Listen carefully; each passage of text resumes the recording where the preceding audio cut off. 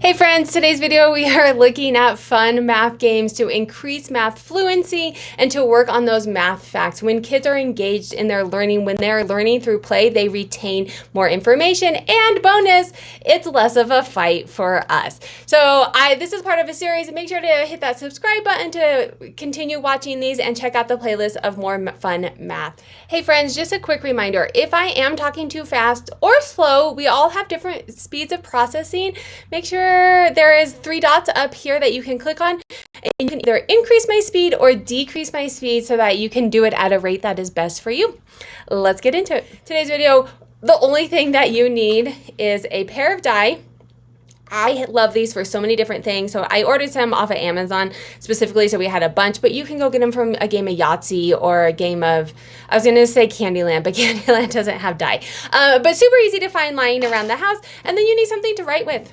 That's it. If you've watched my videos, you know that we prefer to use a dry erase marker. This is really good for kids who have learning disabilities, as well as maybe kids who are resistant to writing, or just something fun and different to do. You can do it on a dry erase board if your student is a little older and understands kind of the placement and how to line everything up and writing their numbers. If they are a younger learner and they still need help, can you see that? They still need help with lining up the ones and the tens place and figuring out how to write the numbers on the paper so it's not all over the place. Then printing out, I made this super easy in Google or in Excel and printed it out and laminated it.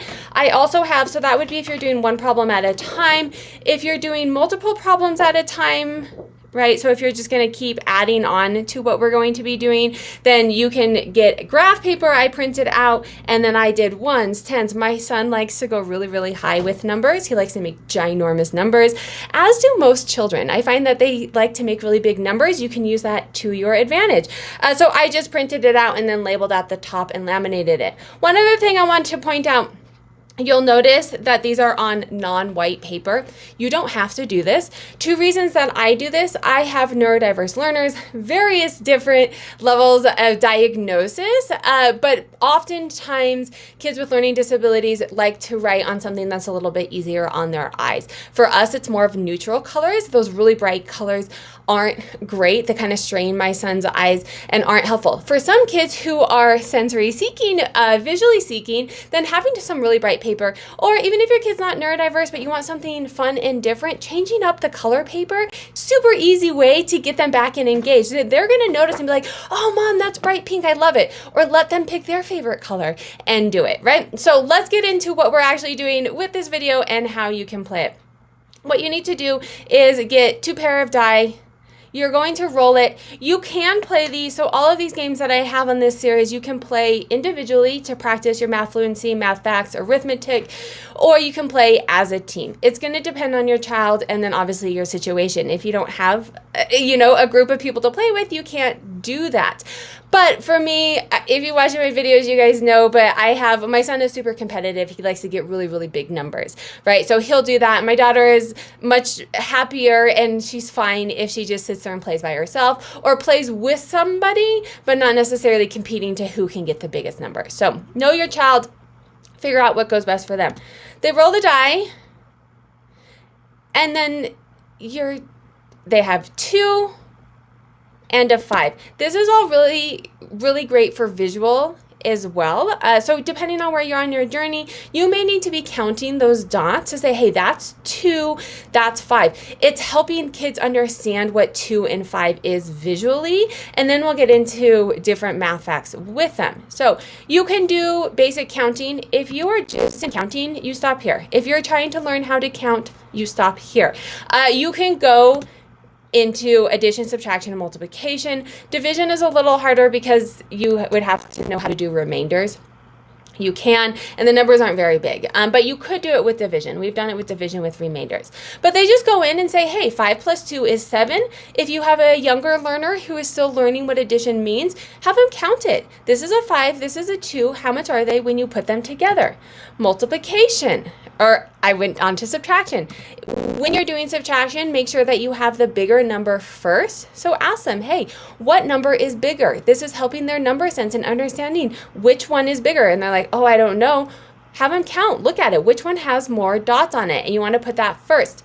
Unless your learner does know negative numbers, then they can do it in either order. And this is a fun way for them. Ask them to do it in both orders. Can you do subtraction? 5 minus 2, is that the same as 2 minus 5?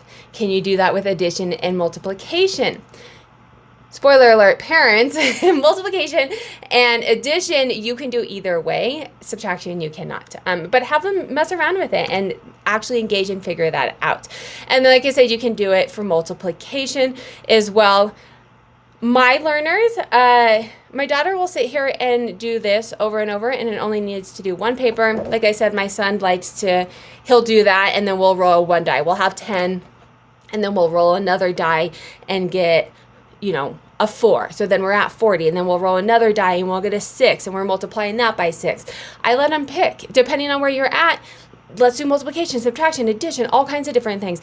My son also will roll a whole bunch of die, and I will write it down, and we're starting to learn the orders of operation. So let's say he got 7 plus 14. He got a 7, a 14, a 3, and a 9. And I'll have him do the orders of operations. Put some parentheses in there. That one's a little harder as the adults because you have to figure out how to make the math work and know where they're at to be able to do it. But if you have a super minded, my youngest loves math. He hates practicing math. So these are fun ways for him to practice.